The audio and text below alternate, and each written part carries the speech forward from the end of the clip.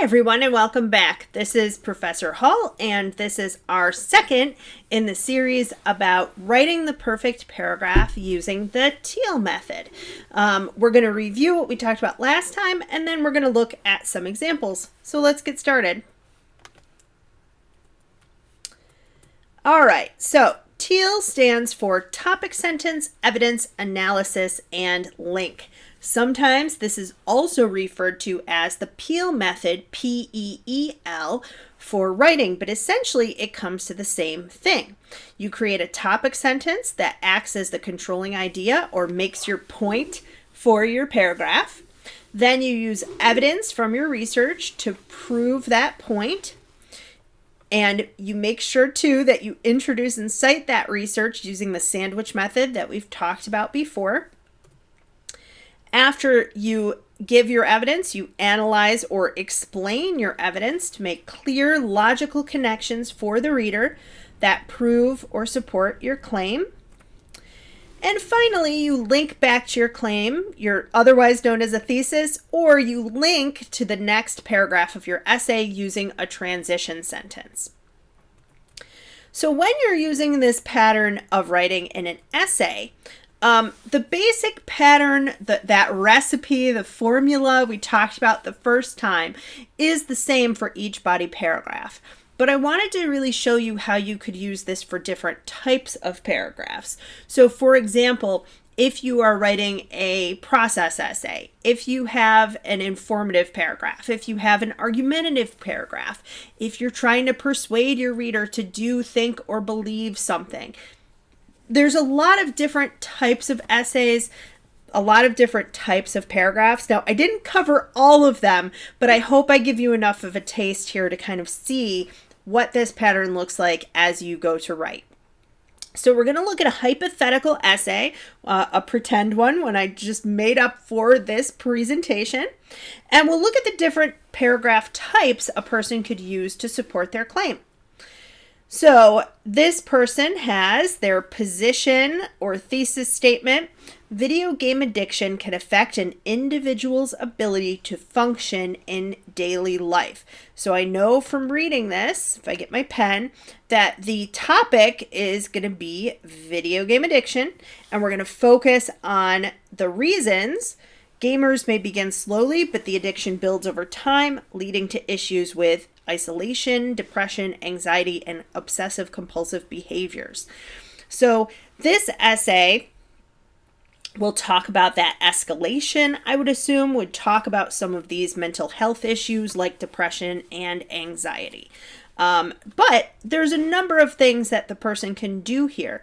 They could take this topic and kind of argue against playing games at all. They could try to persuade someone that if they have this problem to get help, they could just inform the reader about what video game addiction is. Or they could use different paragraphs to do different things, which is kind of what I've done for you. So let's look at the first one.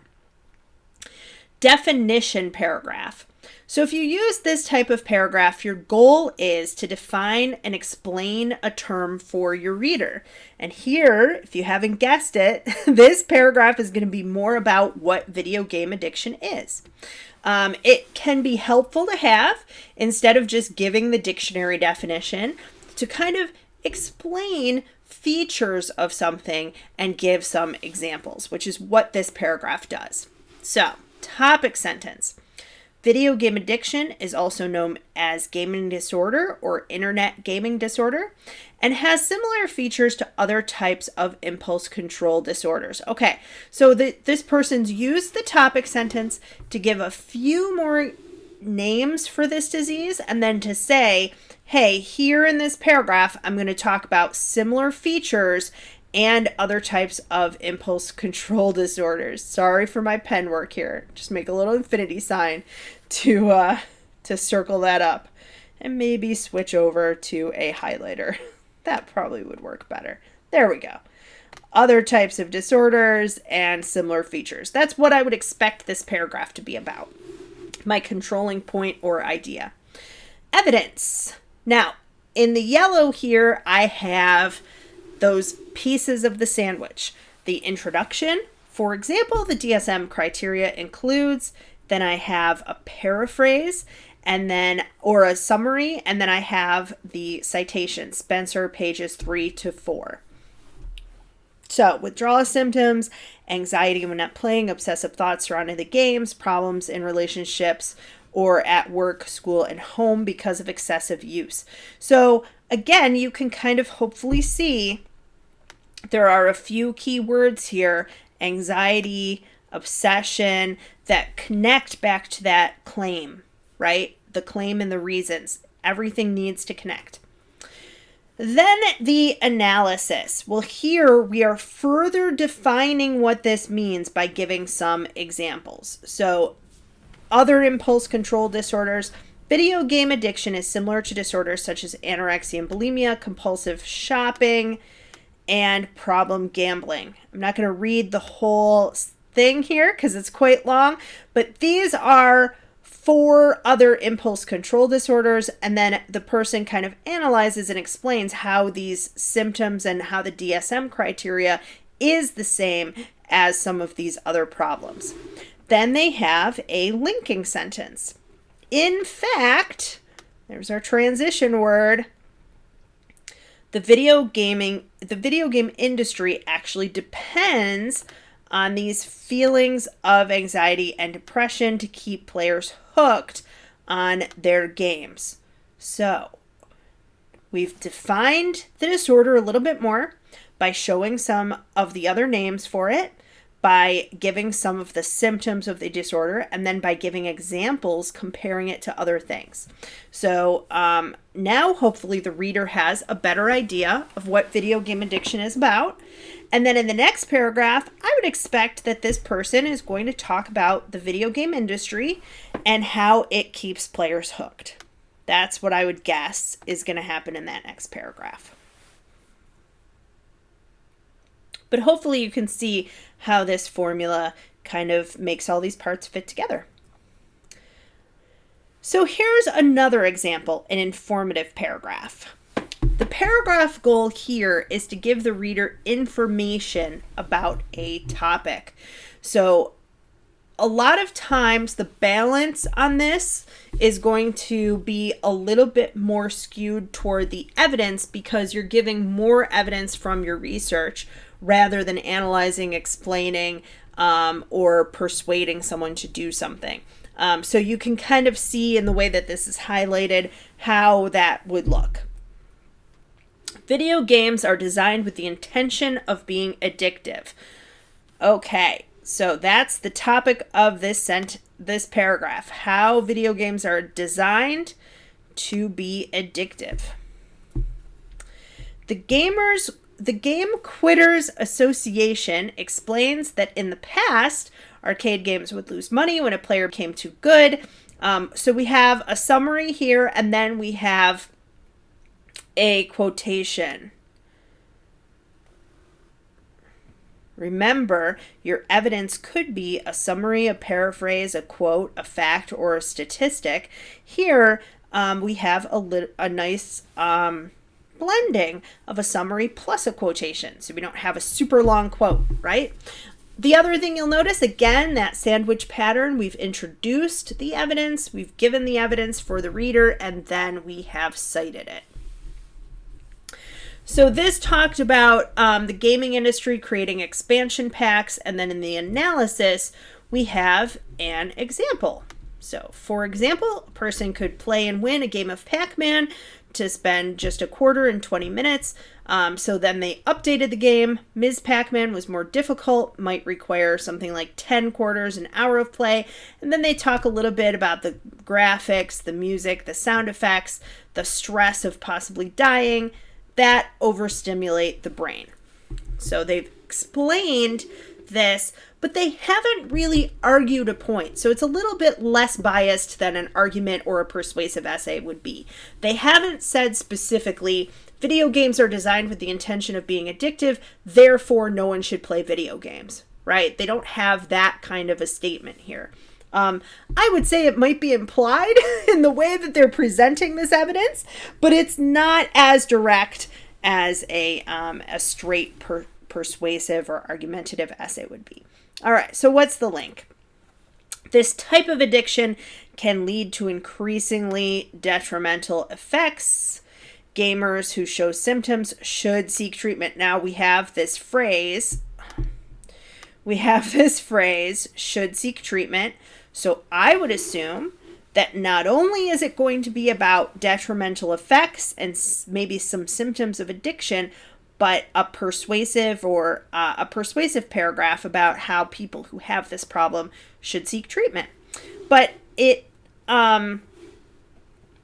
really is a nice connection here between how the addiction works, how the games are designed to be addictive by overstimulating the brain, and then how that overstimulation leads to problems down the road. So that's a nice transition there from one point to the next to connect those thoughts and ideas.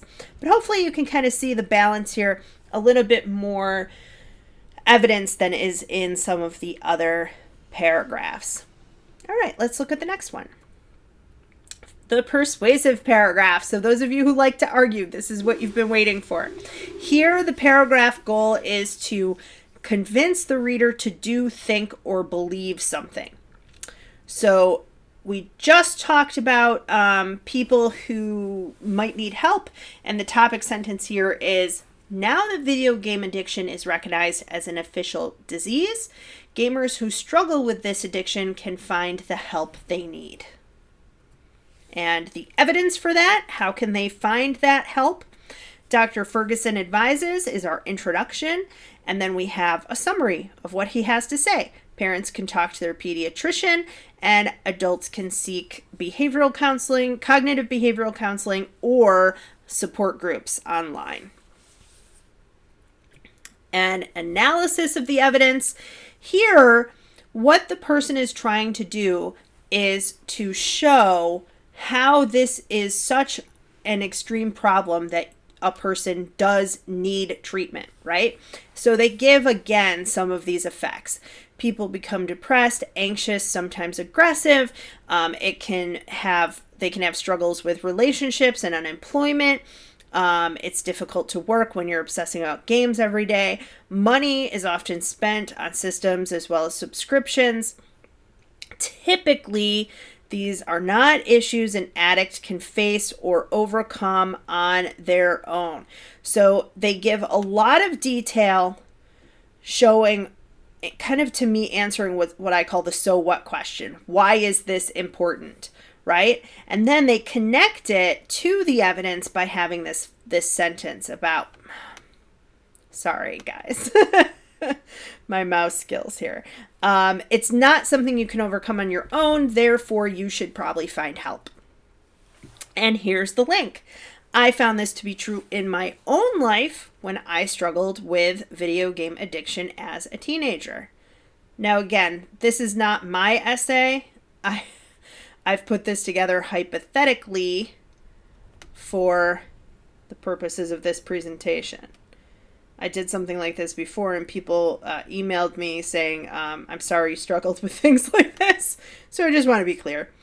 Okay, so I would assume that now that the author has persuaded their reader to go and get help because this problem can become so difficult, that now they're going to do a little bit of talking about themselves and how they struggled with video game addiction.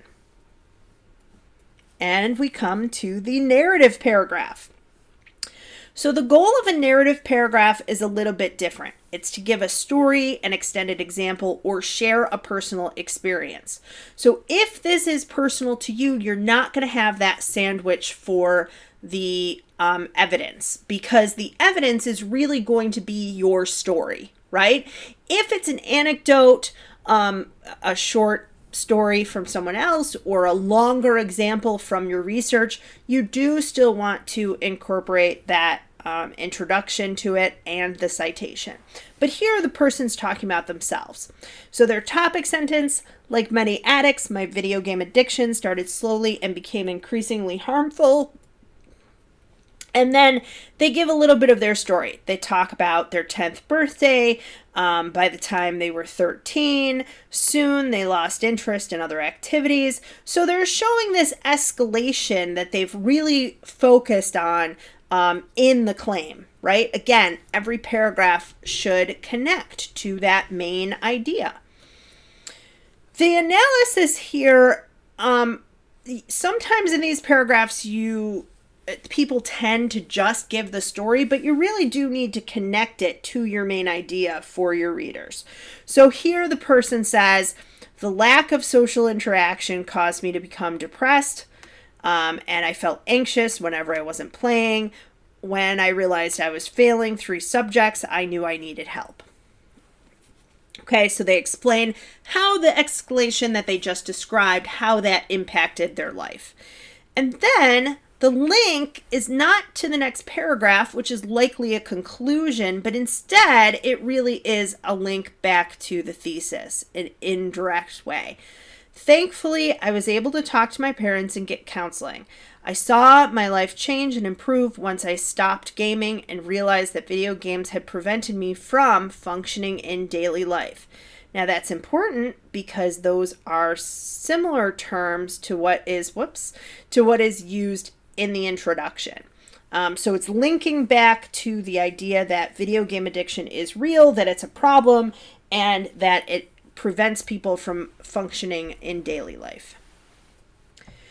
Okay, so when you put it all together, hopefully you can kind of see how this kind of creates this like interlocking chain where each point is linked together and well supported. The claim, video game addiction can affect an individual's ability to function in daily life, was then followed by the topic sentence, video game addiction known as gaming disorder and has similar features to impulse control disorders. That was that definition paragraph. The person then linked it. In fact, the video game industry depends on these feelings of anxiety and depression to keep players hooked. To the next idea, video games are designed with the intention of being addictive. The link at the end of that paragraph was that it had increasingly detrimental effects and that gamers should seek treatment, which was reinforced by the next topic sentence. It's an official disease, so gamers can now find the help they need. And then the person linked it to their own life. I find this to be true in my life when I struggled with video game addiction, which again was reinforced by this topic sentence that it became increasingly harmful. And finally, the last link, which points back to the thesis, the person was able to get help and it prevented, because video games had prevented them from functioning in daily life, which is a direct link to the claim. So you can kind of see here, each point begins kind of where the last paragraph left off. Each link uses some transition words, not always, but a lot of the time. This type, I found this to be true, thankfully. In fact, those types of words help to make this a more cohesive essay. So if you're struggling with organization, if you're in my class or a different class where you've gotten marked down for that, this is a really easy way. Take your first and last sentences of each paragraph and see if they really connect. See if you're using some of those transitional words or sentences to help you link together the ideas in your paper. So let's recap. TEAL stands for topic sentence, evidence, analysis, and link.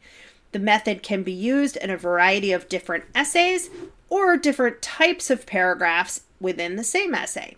You should have a balance of evidence and analysis and a balance of your words and words from research. So for every line of quotation, you should have 3 lines of analysis or explanation. You don't want really long quotes. You can sometimes use a paraphrase or a summary. Using this method gives you a plan for writing and can help you write a well-supported essay. So I hope that this helped. Next time, we're going to be looking at some problems that people might have when they try to use this method. So I will see you there. Thanks.